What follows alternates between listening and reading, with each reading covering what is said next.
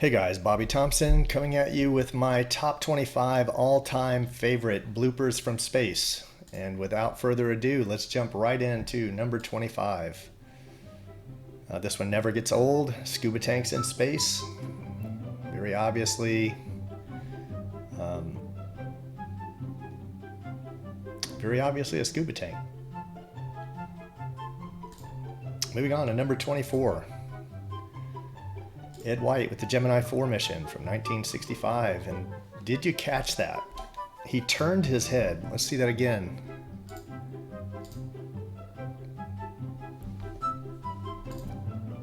He turned his head, right? That's lost technology right there. We lost that. That must have been with the telemetry data, because we can't do that today with good reason. And that's not claymation. Moving on to number 23.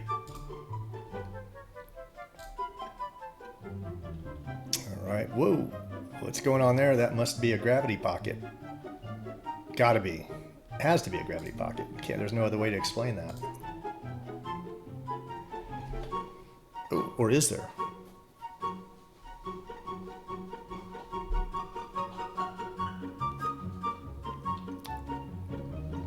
Kind of makes you wonder why the ISS is tubular, right? Like, why not have a...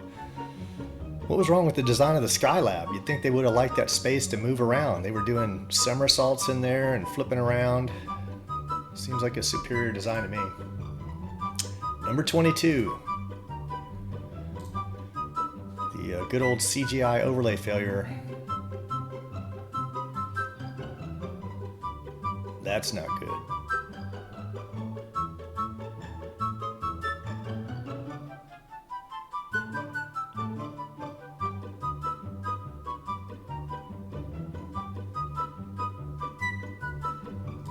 All right, moving on to number 21. We have some Actornots signing some divorce papers. And, oh, be careful. Look around. Was that bad? Yeah, that was bad. That was bad. Definitely bad. Look, he looks forward. He's like, what do we do? Just go. Just poker face, dude. We'll come up with something. It was a pocket of gravity. All right, moving on to number 20. Ooh, did he just drop something? Those pockets of gravity, they're killing him up there. He turns around. Yeah, did anyone see that? Yeah, the camera's in front of you, bro. That's not good. It's not good. I'm sure they'll edit it out, right? They wouldn't let that go through editing. Number 19. Het is hetzelfde toilet als bij de Russen, maar interessante systemen. Hierachter deze panelen wordt de urine opgevangen. En, I think he just dropped his Shpinayla. It could have been the Okafana. I'm sure it'll turn up later, no big deal. En,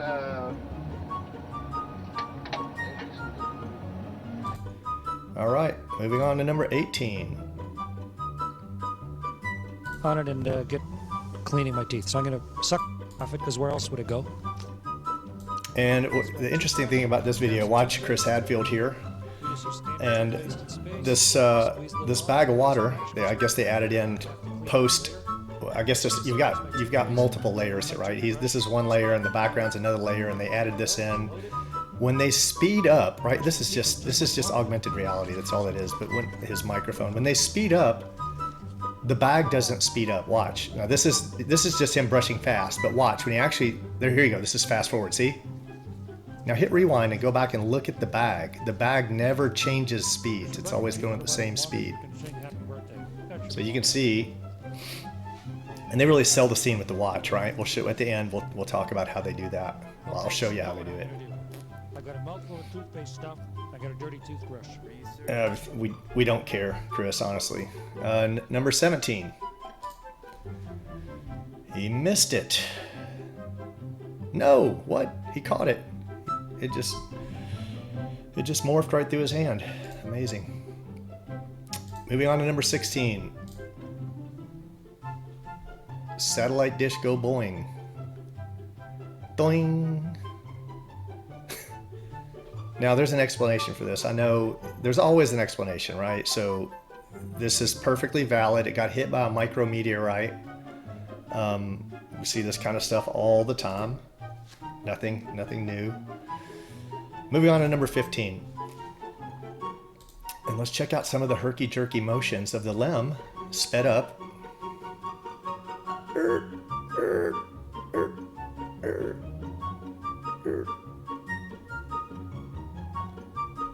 That is crazy, right?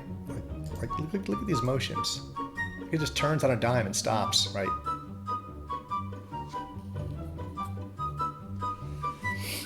All right, moving on to number 14.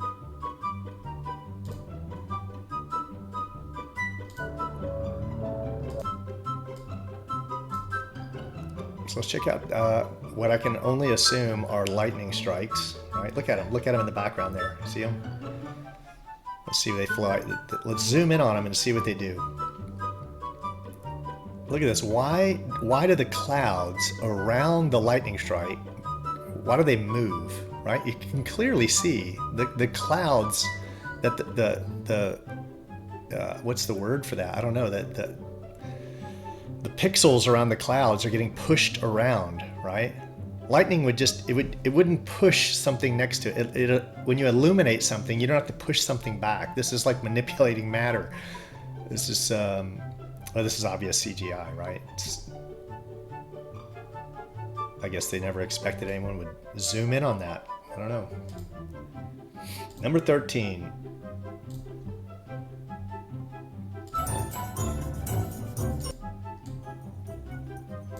And just playing, and what they always do, they're always playing, right? I've never seen them work. I don't know what work they do. What did that ball just bounce off of nothingness, or do they have like a clear screen there? You know, what's going on? Or is it just hitting a green, green background that they're using for the green screen? Let's look at that one last time.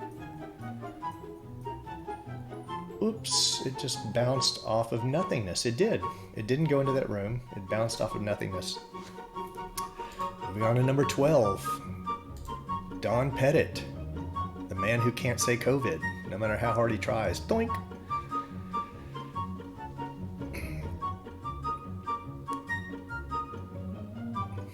Doink! It's okay. Just get some hand sanitizer later. I hope they've taken care of that problem. There are so many videos of insects in space. All right, moving on to number 11. And another augmented reality failure.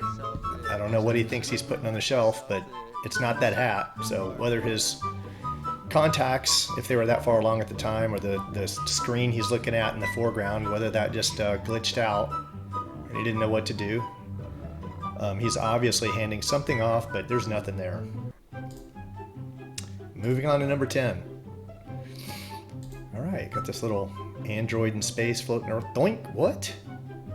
What just, everything, zero gravity, gravity. What? That makes no sense. There is no logical explanation for this, because that ball is clearly in anti-gravity, and then there's gravity. Anti-gravity, gravity. I'm sure there's an explanation, right? Because if there weren't an explanation, it would mean we're being lied to. There's got to be. Number 9. All right, this Actornot has just flew in from the room above, and nothing. What? What is that? What is that? Is that artifacting? It's got to be artifacting, because nothing else makes sense here. It looks like a harness. It's almost acting like how a harness would act, and there's even a bump right there, but that's got to be a natural bump, and that harness has to be it has to be artifacting. It's got to be. All right, coming in at number 8, Chris Hadfield, giving it to us again. I don't know what's going on here, Chris. Maybe you could explain to us, like why you have these little bumps on your back.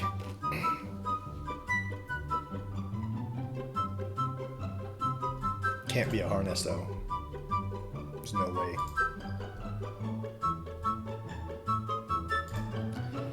All right, coming in at number 7. And let's look at this Actornot on the right. Let's look at his foot. It'd be his left foot, the far right foot, right? Now, I don't know why my little video bar is not going away. It has been going away and it would mess up this one time. But his foot's invisible, right? You can see through to what should be beneath his sock, but it's on top of his sock. It's got to be artifacting, right? It's the only thing it could be. Moving on to number 6, the classic CGI Overlay Fail, right?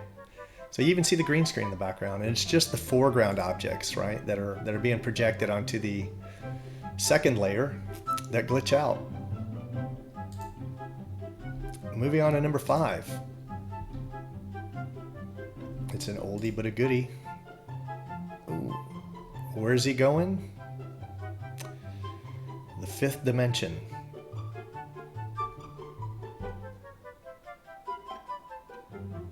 Dimensional phase shifting, I guess. There's an explanation. I don't know what it is, but there's an explanation. Artifacting. Gotta be artifacting. Number 4. More artifacting.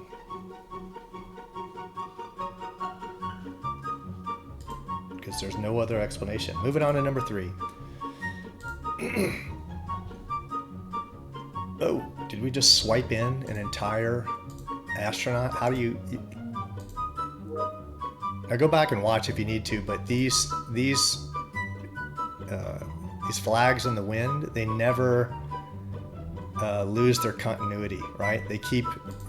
Watch everything in the background, and you'll see that everything is absolutely has absolute continuity, except for him. They just swiped him in. Why would this right here tells you beyond a doubt, without dispute, that they are using layering with CGI, right? Or layering. Well, this would be just green screen, but other videos show you that they're using CGI and augmented reality. Moving on to number 2. And this one never gets old. This is by way of taboo conspiracy.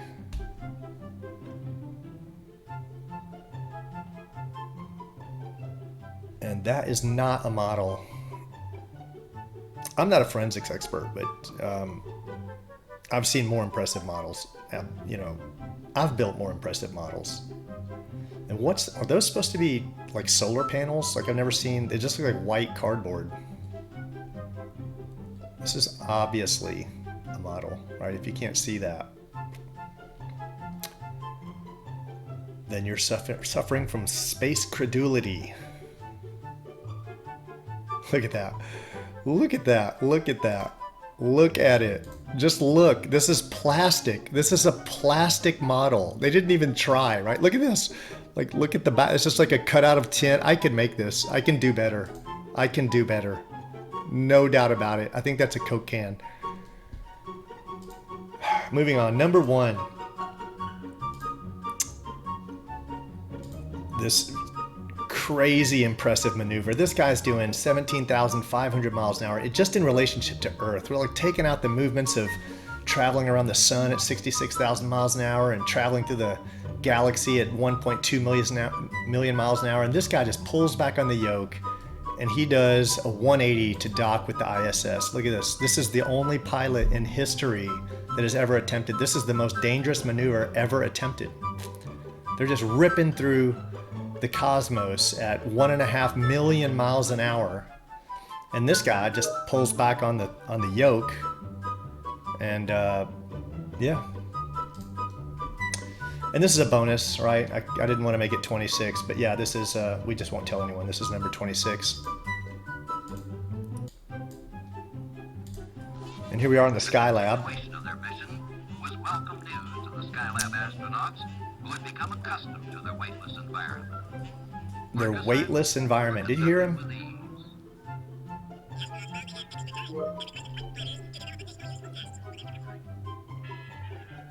This is supposed to be a weightless environment. Weightless, right?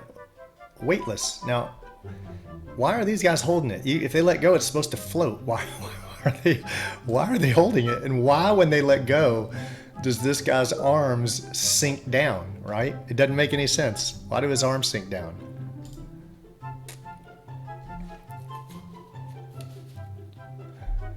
And why do these shake back and forth, right? With all that momentum and inertia, like why does that?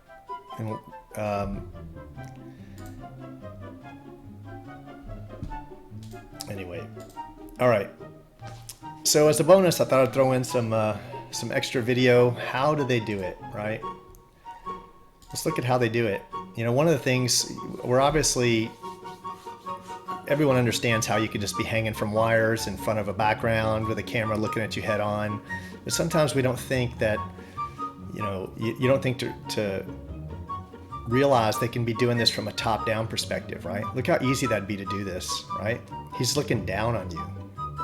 So when you see that, and then this isn't here, and this is full screen, it's like, oh, it just looks like he's floating, right? And he can touch everything in this room, so it all becomes real. But when that is just, you know, a model of their fake station, it's very easy to do. And that's why Chris Hadfield always looks like he's having an aneurysm, right? Like this guy's always got a massive vein on his forehead that's about to blow out. And whenever you see him floating, he's always holding his knees, right? He has to like hold them up to himself because he doesn't have the core strength. And we'll save some time on this. Try to make this video this as short as we can. Look how crazy this is. I mean, this is the whole set. This could have been done in like my living room. They just put a little bit of green screen, and people would go to the movies to watch this.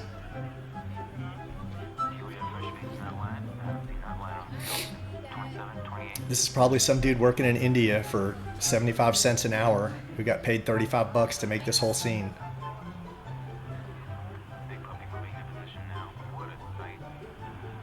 NASA gets $82 million a day.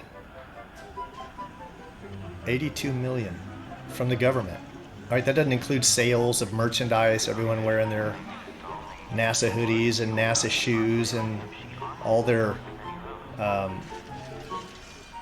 all the ticket sales they get from people visiting, and just you know, just from taxpayers, 82 million a day. To check out Billie Eilish, such a wholesome young lady. Just a role model for children, really. I hope in the future that they like mandate her videos in schooling.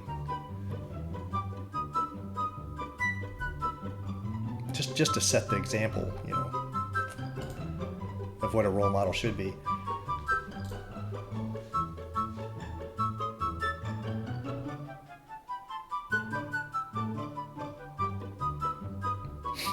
So, zero-G planes, CGI, augmented reality, harnesses from angles you wouldn't normally think about, but this is the best one because this is how they do the watches and the necklaces.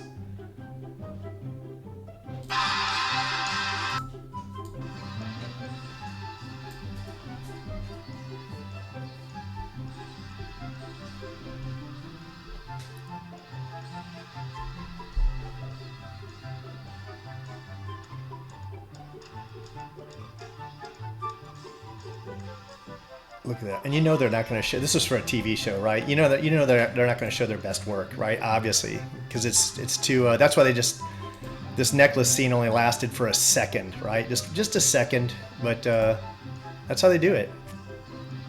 And if you pay attention to their necklaces and their watches, you can see them go invisible, and you can see the overlay, like the lines of where it terminates on their wrist shift sometimes.